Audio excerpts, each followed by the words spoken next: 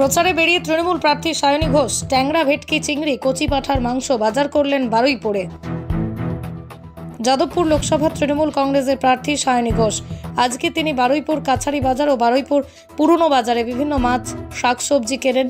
তার বাড়ির জন্য তিনি প্রচার শেষেই বাড়ি ফিরে যান। এই সমস্ত মাছ, চিংড়ি দিয়ে তার বাড়িতে রান্না হবে।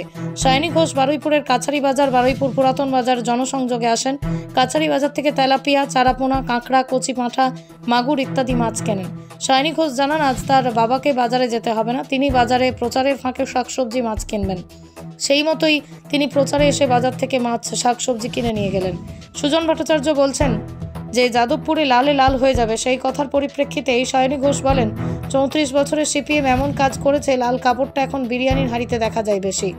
এখন বাজারে এসেছি, আনন্দ করতে এসেছি, লাল হবে না নীল হবে সেটা পরে দেখা যাবে। সুজন ভট্টাচার্য বলছে বারুইপুর, যাদবপুর পুরো লালে লাল হয়ে যাবে। আমি কি বলেছি আপনাকে? 34 বছরে এমন কাজ করেছেন, এই লাল কাপড়টা এখন ঝান্ডার থেকে বেশি বিরিয়ানির হাঁড়িতে দেখা যায়।